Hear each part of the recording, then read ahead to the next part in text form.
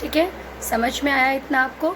तो हमने क्या देखा कि श्रद्धा जो है वो मनु को जो है वो ये बता रही हैं कि संसार में रहने के लिए कर्म करना पड़ता है और कर्म की ओर प्रवृत्त रहने का संदेश जो श्रद्धा है वो मनु को दे रही हैं।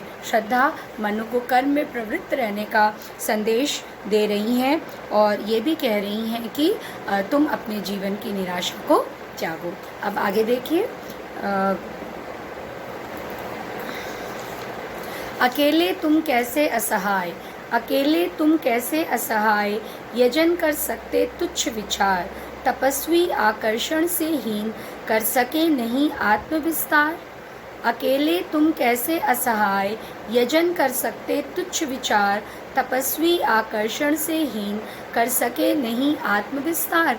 वो कहते हैं कि तुम मनु को, श्रद्धा जो है वो ये कह रही हैं अकेले तुम कैसे असहाय, कि हे मनु तुम भला अकेले रह करके तुम ये बहुत छोटी बात तुम सोच रहे हो कि ये विचार जो है वो बहुत वास्तव में तुच्छ है। अकेले लिखा है उन्होंने कि अकेले तुम कैसे असहाय, यजन कर सकते तुच्छ विचार। यजन मतलब क्या होता है? यजन मतलब इस यज्ञ को तुम कैसे, जब हम यज्ञ करते हैं ना तो यज्ञ का क्या मतलब होता है कि यज्ञ में हम चीज़ों की आहुति देते हैं।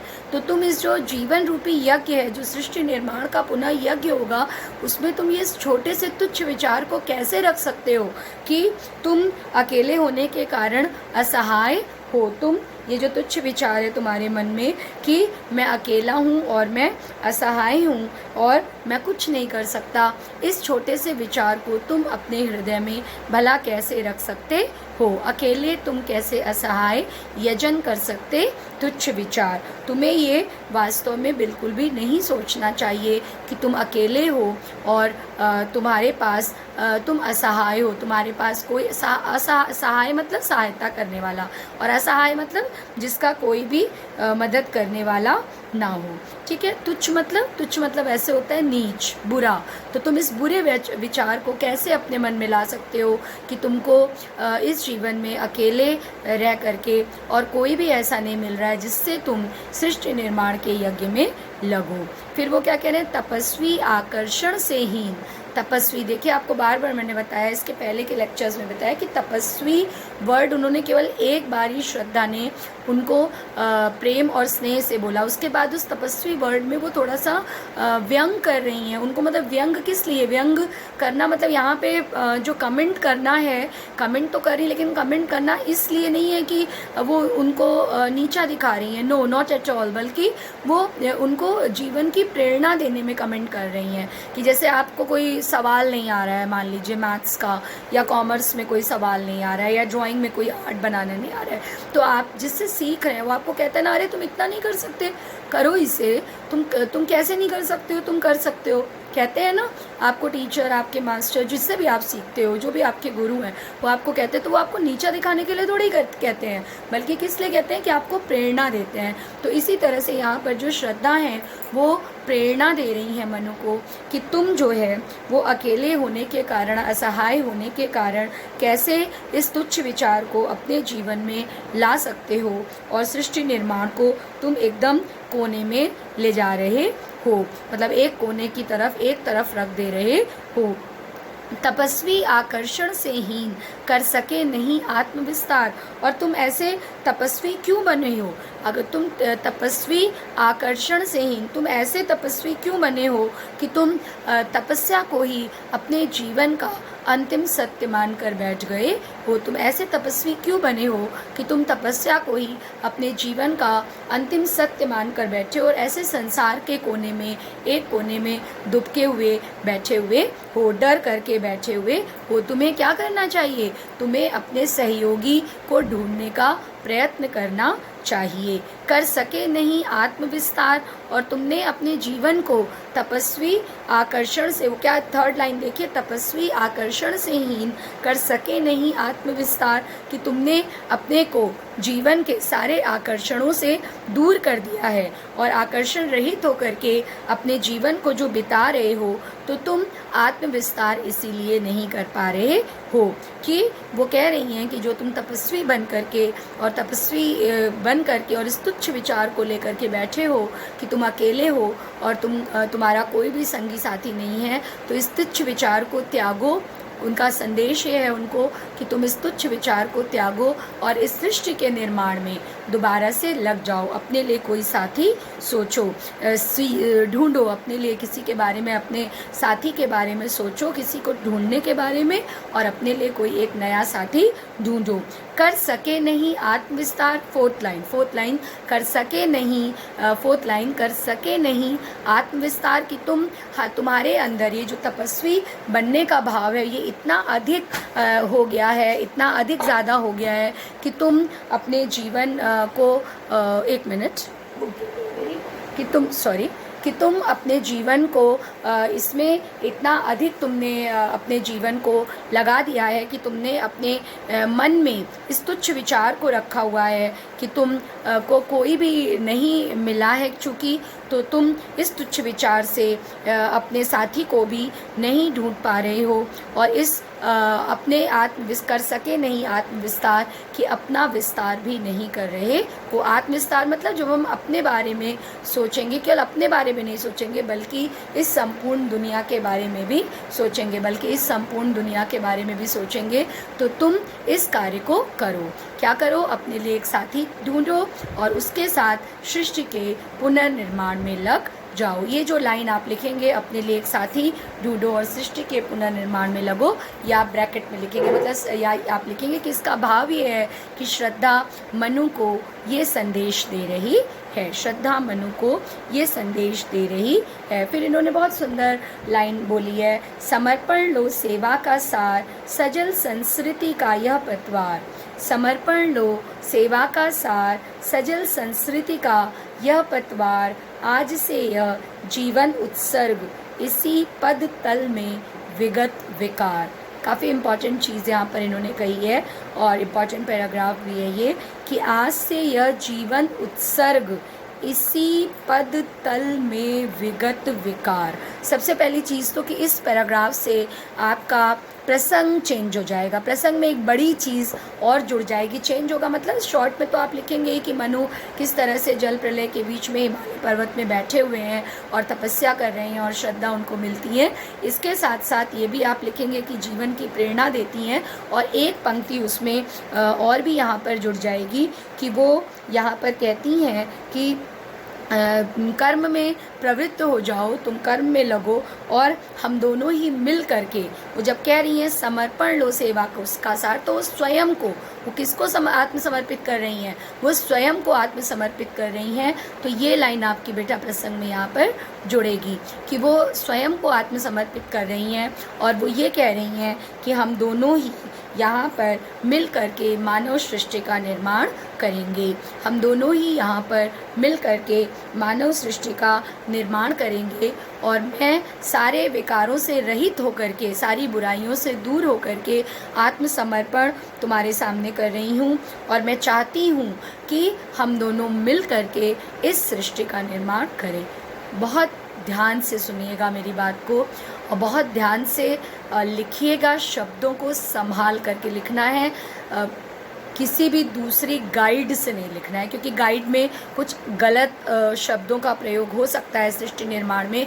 तो शब्दों को याद रखिए कि आप 12th के स्टूडेंट्स हैं और आपको यहाँ पर अपनी नॉलेज नहीं दिखानी है कि आपको कितना आता है। आपको यहाँ पर जो चीज़ बहुत स्पष्ट बता रही हूँ मैं आपको, to be very frank I am telling you here, please don't feel कि मैम ऐसे कह रही हैं, बट जो बात सच है, क्योंकि कई बार बच्चे इसमें थोड़े अनर्गल शब्दों को लिख देते हैं जो कि आपकी व्याख्या में कहीं से भी उन शब्दों को लिखने का औचित्य नहीं है। We don't want your knowledge, we want the real explanation what the poet is try to teaching us, all of us, okay?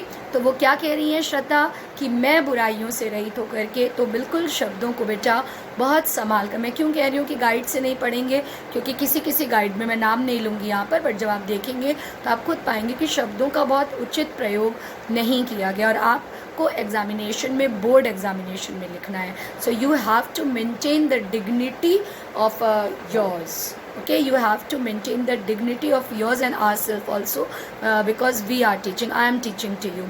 I am teaching you. Okay, so choose your words very carefully and try to write whatever I am telling you. कि वो श्रद्धा कह रही हैं कि मैं बुराइयों से दूर होकर के स्वयं को समर्पित कर रही हूँ, अपना समर्पण कर रही हूँ, और हम दोनों मिल करके इस सृष्टि का निर्माण करेंगे। तो ये आपका प्रसंग होगा, ये आपका प्रसंग होगा। इसको फिर से सुनिएगा और लिखिएगा। अब उसके बाद व्याख्या देखिए कि समर्पण लो सेवा का सार, सजल संस्कृति का यह पतवार। समर्पण मतलब स्वयं को समर्पित करना, स्वयं को डिवोट करना, जिसे आप कहते हैं। सेवा मतलब आप जानते हैं, सेवा करना।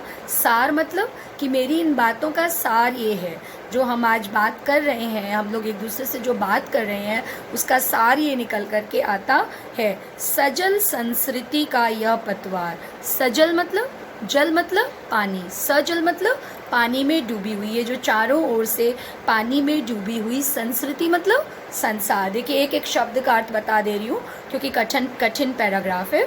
सजल मतलब पानी में डूबी हुई, संस्कृति मतलब संसार। पतवार मतलब क्या होता है? पतवार मतलब जो नाव खेने वाली पतवार होती है, जिसको आप चप्पू भी कहते हैं साधारण बोलचाल की भाषा में, जिससे हम नाव खेते हैं। You are sailing the boat ना, तो वो जो सेल करते हैं, नाव को खेते हैं, जो वो चीज़, ठीक है। तो यहाँ पर जो पतवार है वो किस रूप में कहा गया है? यहाँ पर पतवार इस रूप में कही गई है कि हम जीवन रूपी जो नौका है उसकी पतवार को यहाँ पर श्रद्धा जो है वो संभालने का काम कर रही है। और आज से यह जीवन उत्सर्ग मतलब क्या होता है? उत्सर्ग करना मतलब आज से यह जीवन, मतलब ये जो मेरा जीवन है। उत्सर्ग मतलब न्यौछावर करना। क्या करना? न्यौछावर करना, ठीक है। और फिर इसी पद तल में विगत विकार। पद तल मतलब, पद मतलब पैर, तल मतलब नीचे, कि मैं तुम्हारे चरणों की दासी बन करके तुम्हारे चरणों पर आत्मसमर्पित होकर के, विगत मतलब बीते हुए, विकार मतलब बुराइयाँ। अलग अलग अर्थ समझ में आ गया ना? अलग अलग अर्थ आपको समझ में आ गया होगा। फिर से बता रहे हैं, सजल मतलब जल में डूबी हुई, संस्कृति मतलब संसार, पतवार मतलब जो जीवन रूपी नैया है उसकी पतवार खेने का काम करेंगी श्रद्धा उनके साथ। और उसके बाद आज से यह जीवन उत्सर्ग मतलब होता है न्यौछावर करना। और इसी पद तल में विगत विकार मतलब होता है बुराइयाँ, विगत मतलब पुरानी। तो चलिए इसको हम एक बार पैराग्राफ पढ़ते हैं कि वो क्या कह रही हैं। श्रद्धा यहाँ पर ये कह रही हैं कि अब अर्थ बता रहे हैं आपको, सेंटेंस मेक करेंगे हम लोग कि समर्पण लो सेवा का सार, सजल संस्कृति का यह पतवार। कि श्रद्धा कह रही हैं कि मैं तुम्हारे साथ मिलकर के सृष्टि का निर्माण करूँगी, मैं तुम्हारे साथ मिलकर के इस जो सृष्टि निर्माण रूपी जो यज्ञ है उसको मैं पूरा करूँगी, सृष्टि निर्माण रूपी यज्ञ को मैं पूरा करूँगी। और इसी उद्देश्य से मैं स्वयं को तुम्हारे समक्ष समर्पित करती हूँ। किस उद्देश्य से? सृष्टि के पालन करने के उद्देश्य से, सृष्टि के निर्माण, पहले तो निर्माण करेंगे, सृष्टि के निर्माण करने के उद्देश्य से मैं स्वयं का आत्मसमर्पण कर रही हूँ। और तुम मेरे इस आत्मसमर्पण को स्वीकार करो, तुम मेरे इस आत्मसमर्पण को स्वीकार करो। समर्पण लो सेवा का सार। और ये जो समर्पण है यही मेरी सेवा का सार है। ये स्वर समर्पण जो है वो यही मेरी सेवा का सार है कि तुम ये जो तुम्हारी व्यथा है, परेशानी है, इस परेशानी रूपी जल में, इस व्यथा रूपी जल से भरे हुए संसार में, इन परेशानियों रूपी जल से भरे हुए संसार में तुम जो है वो इसमें ये जो सागर है इसमें हम उस पतवार के समान हैं, मतलब मैं उस पतवार के समान हूँ जो तुम्हारी जीवन रूपी नैया को सही दिशा देगा भविष्य में या इस समय दे सकता है। तो जो तुम्हारी जो संसार जल में डूबा हुआ है, ध्यान से सुनिएगा कि संसार जल में डूबा हुआ है, मनु तुम परेशानियों में डूबे हुए हो, तो तुम्हारी जो परेशानियाँ रूपी नैया है जीवन की, या ये जो जल रूपी संसार जल में डूबा हुआ है, उसमें मैं पतवार का काम करूँगी। और मैं समर्पण का अपने आप को समर्पित कर रही हूँ। आज से यह जीवन उत्सर्ग, मेरे जीवन का जो संपूर्ण जीवन है मैं तुम पर न्यौछावर कर रही हूँ। और कैसे न्यौछावर कर रही हूँ? इसी पद तल में विगत विकार। कि तुम्हारे चरणों में मैं अपने पुराने विकारों को, पुरानी बुराइयों को छोड़ करके तुम्हारे चरणों में मैं स्वयं को समर्पित कर रही हूँ। समझ में आ गया ना? इजी है बहुत, बस कठिन शब्दों का प्रयोग है। पैराग्राफ इजी है कि ये जो जीवन रूपी नैया है, जो जल रूपी संसार है जो डूबा हुआ है, और जो व्यथा रूपी परेशानियां हैं जिसमें कि तुम डूबे हुए हो, तो तुम्हारी जीवन संसार जो है वो जल में डूबा हुआ है, और जो तुम्हारी जीवन रूपी नैया है वो हताशा और निराशा में डूबी हुई है। तो उन दोनों को, चाहे वो इस संसार को जल से निकालना हो और चाहे तुमको तुम्हारी परेशानियों से निकालना हो, उसमें मैं तुम्हारी जीवन रूपी नैया को खेने वाली पतवार बनना चाहती हूँ। और मैं अपने विगत विकारों को, मैं अपनी पुरानी बुराइयों को छोड़ करके, पीछे, बहुत पीछे छोड़ करके, और तुम्हारे सामने आत्मसमर्पण कर रही हूँ, तुम्हारे सामने आत्मसमर्पण कर रही हूँ। समझ में आ गया? फिर देखिए नेक्स्ट पैराग्राफ। बनो संस्कृति के मूल रहस्य, बनो संस्कृति के मूल रहस्य तुम्ही से फैलेगी यह बेल। क्या कह रही हैं वो? कि बनो संस्कृति के मूल रहस्य तुम्ही से फैलेगी यह बेल, विश्व भर सौरभ से भर जाए, सुमन के खेलो सुंदर खेल। बनो संस्कृति के मूल रहस्य तुम्ही से फैलेगी यह बेल, विश्व भर सौरभ से भर जाए, सुमन के खेलो सुंदर खेल। फिर वो क्या कह रही हैं कि तुम इस संसार में, वो श्रद्धा जो है वो मनु को ये उपदेश दे रही हैं, या मनु को ये प्रेरणा दे रही हैं। मनु से ये कह रही हैं कि तुम क्या करो, तुम कर्म के द्वारा, जो उदासीन मनु बैठे हैं उनको श्रद्धा कर्म करने की प्रेरणा दे रही हैं। फिर से बार बार पैराग्राफ चेंज होंगे ना, तो मैं बार बार प्रसंग आपको बताते जा रही हूँ, ठीक है? वो कर्म करने की प्रेरणा दे रही हैं, जीवन में आगे बढ़ने की प्रेरणा दे रही हैं, उनको सहयोग करने को कह रही हैं, और कह रही हैं कि मतलब एक तरह से इसमें आप ब्रैकेट में लिख सकते हैं, क्योंकि संसार के निर्माण में स्त्री और पुरुष दोनों का सहयोग अपेक्षित है। दोनों के बिना एक के काम नहीं चल सकता। स्त्री और पुरुष दोनों के साथ में रहने से ही, दोनों के मिलन से ही सृष्टि का निर्माण होगा। दोनों का ही सहयोग उसके लिए उपेक्षित है, इसलिए अपेक्षित है, नॉट उपेक्षित। दोनों का ही सहयोग अपेक्षित है, नॉट उपेक्षित। दोनों का ही सहयोग अपेक्षित है। तो श्रद्धा उनसे कह रही हैं कि हे मनु उठो और क्या करो, बनो संस्कृति के मूल रहस्य। हे मनु तुम उठो और तुम इस संसार सागर में डूबे मत रहो, बल्कि इस संसार का विस्तार करो। संस्कृति मतलब संसार, स्टार्टिंग से बताया है आपको, फर्स्ट पैराग्राफ से। कौन? तुम संस्कृति जल निधि थी। संस्कृति मतलब संसार। तो उस संसार के तुम मूल रहस्य के रूप में उठो। तुम कौन बनो? तुम संसार के मूल रहस्य बनो। इसका मतलब क्या है? कि तुम इस मानव सृष्टि के प्रथम पुरुष बनो। इसीलिए ये पैराग्राफ इम्पॉर्टेंट हो जाता है, क्योंकि श्रद्धा, और यहाँ पर ही वो बात भी क्लियर होती है कि क्यों हम मनु को आदि मनु कहते हैं या प्रथम पुरुष इस संसार का कहते हैं। क्योंकि श्रद्धा यहाँ पर प्रसाद, ये एक ऐतिहासिक तथ्य है, एक माइथोलॉजिकल स्टोरी है, जिसे कि प्रसाद यहाँ पर आपको बता रहे हैं। तो साहित्यिक विशेषता में बेटा आप इसे लिखेंगे कि ये वो, अगर मान लीजिए ये पैराग्राफ आता है एग्जामिनेशन में, तो आप लिखेंगे कि ये वो अवतरण है या ये वह पद्यांश है जिसमें कि श्रद्धा मनु को इस सृष्टि का प्रथम पुरुष बनने के लिए कह रही है। ये आप साहित्यिक विशेषता में लिखेंगे कि श्रद्धा यहाँ पर मनु को सृष्टि का प्रथम पुरुष बनने के लिए कह रही है, और वो कह रही है कि तुम उठो, क्योंकि तुम जो है वो मानव सृष्टि के प्रथम पुरुष हो, और तुम सृष्टि के मूल बनो, सृष्टि की जड़ बनो। इस संसार को चलाने वाली तुम जड़ बनो। तुम्ही से फैलेगी यह बेल, और तुम सृष्टि के मूल बनो, और तुम्ही से फैलेगी यह बेल। कौन सी बेल की बात कर रही है यहाँ? प्रकृति और लता की बात नहीं, बल्कि जो मनुष्यता रूपी बेल है, जो संसार रूपी बेल है, जो हम और आप हैं। हम सब मनु की संतान है। हम लोग कहते हैं कि हम सब किसकी संतान है? हम सब लोग मनु की संतान है। तो वो कह रही हैं कि तुम उठो, और तुम्ही से ये मानव सृष्टि का विकास होगा। तुम्ही से जगत में मानवता की लता जो है वो फैलेगी। तुम्ही से फैलेगी यह बेल, कि तुम्ही से मानवता रूपी लता जो है वो इस संसार में फैलेगी। विश्व भर सौरभ से भर जाए। फिर तीसरी लाइन क्या है? विश्व भर सौरभ से भर जाए, सुमन के खेलो सुंदर खेल। और तुम क्या करो, तुम इतनी सुंदर जीवन बेल फैलाओ या जगत में मानवता की ऐसी सुंदर बेल फैलाओ जिससे कि उस पर सुंदर भावनाओं के फूल खिले हों, उस सुंदर बेल पर सुंदर भावनाओं के फूल खिले हों, उस सुंदर बेल पर सुंदर भावनाओं के पुष्प विकसित हों और जीवन में सुंदर भावनाओं के साथ तुम अच्छे कर्म करो जिससे क्या हो, सुमन के खेलो सुंदर खेल। तुम अच्छी भावना, सुंदर तो सुंदर खेल खेलना मतलब कि तुम इस संसार में रह करके सुंदर खेल खेलो।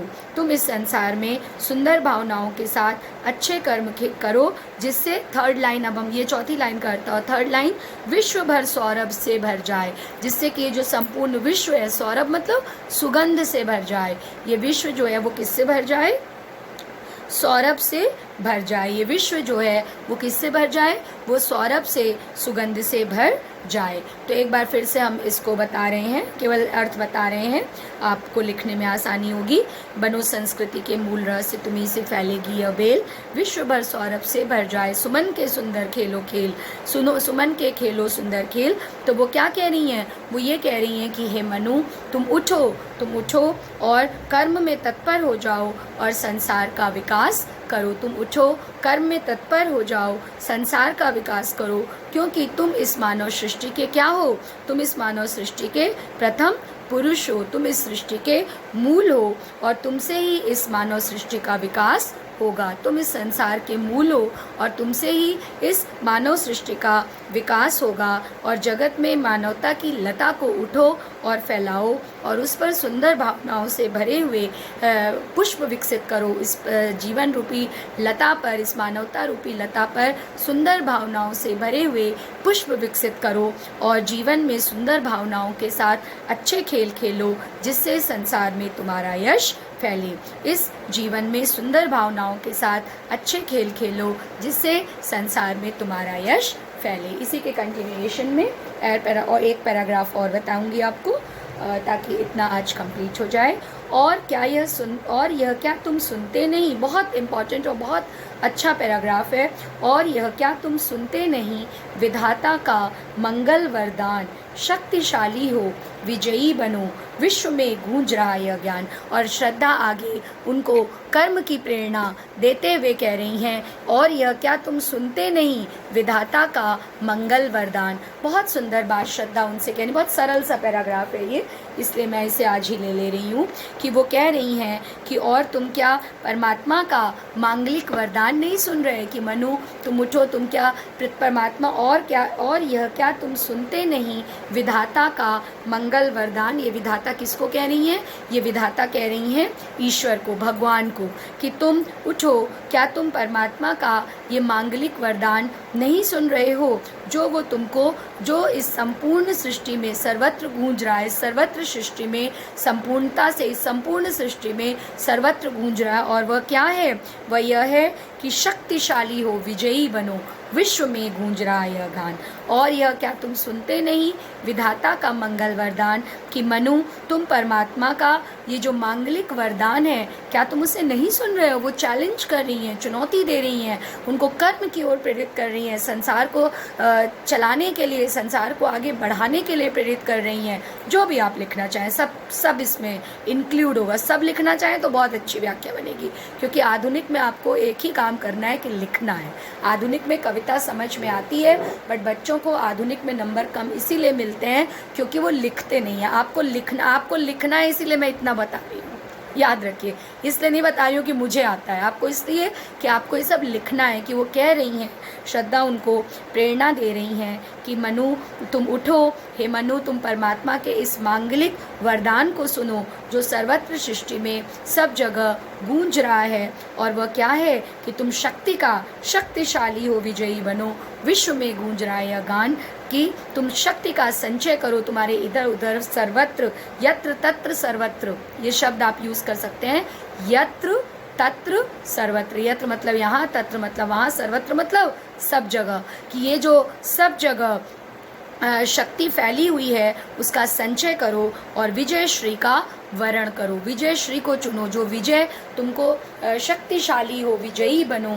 विश्व में गूंज रहा है ज्ञान गान कि ये जो गीत विश्व में गूंज रहा है सर्वत्र, उसको वो क्या है कि तुम शक्ति का संचय करो। ये जो प्रकृति, अब जितने पैराग्राफ आपने लास्ट के पढ़े हैं वो सब इसमें इंक्लूड हो जाएंगे कि ये जो इतनी वैभवशाली संपन्नता भरी तुमको पृथ्वी प्राप्त हुई है, तुमको ये संसार प्राप्त हुआ है, तुम इसमें प्रथम पुरुष बनो और तुम शक्ति का संचय करो और विजय श्री का वरण करो। क्योंकि ये संसार का नियम, इसमें यहाँ पर एक चीज़ और भी है, शक्तिशाली हो विजयी बनो। इसमें एक छुपा हुआ अर्थ है, बहुत इम्पॉर्टेंट है आपके लिए भी, सबके लिए, मेरे लिए भी, कि इस संसार में शक्तिशाली हो विजयी। देखिए जो वर्ड शक्तिशाली हो विजयी बनो है, इसका मतलब है कि इस संसार में जो शक्तिशाली है वो ही अपना अस्तित्व बनाता है और वही अपने अस्तित्व को बना के जीवित रख पाता है। That is very important. किसी भी चीज़ की संरचना या निर्माण करना बहुत सरल है बेटा, संरचना या निर्माण करना बहुत सरल है, बट उस संरचना और निर्माण को बनाए रखना सबसे बड़ी बात है। तो वो यहाँ पर कह रही हैं कि ये जो सृष्टि है इसका निर्माण करना तो है ही, लेकिन इस सृष्टि को बनाए रखना ही बहुत बड़ी बात होगी, अपने आप में बहुत महत्वपूर्ण बात होगी। क्योंकि ये संसार का, ये प्रकृति का नियम है कि जो यहाँ पर शक्तिशाली व्यक्ति होता है वही अपना अस्तित्व जो है वो बचा करके रख पाता है। और वो क्यों कह रही हैं ये भी आप लिखेंगे, वो इसलिए कह रही हैं क्योंकि तुम अपनी इस कायरता का और अकर्मण्यता का त्याग करो। तुम्हारे अंदर ये जो कायरपन भर गया है, जो आलस्य, अकर्मण्यता मतलब जो आलस्य भरा है कि मैं कुछ नहीं कर पाऊंगा, तपस्वी बन जाऊंगा, संसार सागर डूब रहा है, सब कुछ खत्म हो गया है, मैं कुछ नहीं कर सकता, तो इस अकर्मण्यता का तुम त्याग करो और तुम संसार में कर्मशील बन करके आगे बढ़ो। तुम शक्तिशाली बनो और विजय प्राप्त करो, कर्मशील बनो, क्योंकि अकर्मण्य बन करके या आलस्य से कुछ भी यहाँ पर पाना संभव नहीं है। आलस्य से और अकर्मण्यता से कुछ भी पाना संभव नहीं है। इसलिए तुम अपने अस्तित्व को बचाए रहने के लिए कर्म की ओर प्रेरित हो और इस संसार को के निर्माण में पुनः लग जाओ। ठीक है, तो आई होप सो कि आपको 4 पैराग्राफ्स मैंने आज और पढ़ाए। एक पैराग्राफ पहले फर्स्ट वीडियो में अकेले ही पूरा पढ़ाया है क्योंकि वो बोर्ड की दृष्टि से बहुत ज़्यादा इम्पॉर्टेंट पैराग्राफ है। और कर्म का सिद्धांत आप कई बार पिछले क्लासेस में भी पढ़ चुके हैं, 10th 11th में मैंने भी आपको पढ़ाया है, तो आप कंफ्यूज ना हो और आपको क्या लिखना है, इसलिए वो एक पैराग्राफ मैंने पूरे डिटेल में आपको 2-3 बार समझाया है। उस वीडियो को देखिए, 1-2 बार देखिए, उसका नोट्स प्रिपेयर करिए और इसमें मैंने आपको 3 पैराग्राफ बताए हैं।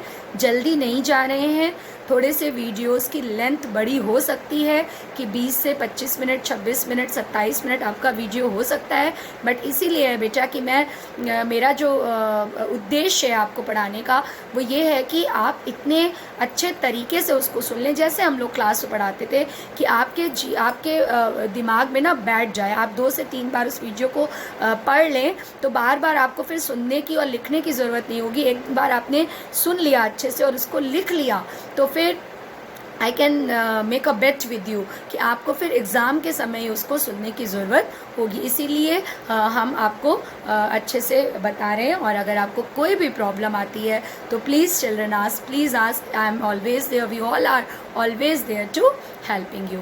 तो मेरे ख्याल से नेक्स्ट टर्न में hope so touch wood by God's grace हम इसमें 6 पैराग्राफ ही और बच रहे हैं, तो आपका टच वुड हम नेक्स्ट इसमें इस चैप्टर को होपफुली कंप्लीट कर लेंगे। So please walk with me, run with me and complete your notes and stay safe, stay healthy, be protective for yourself. If you are going out then please wear the mask and other things. You can wear a dupatta also or a stole also, और उसके अंदर भी mask ज़रूर लगाइए और sanitiser का प्रयोग करिए, अपने हाथों को बार बार धोइए। Be healthy, be safe and we love you, we miss you and God bless you. Thank you.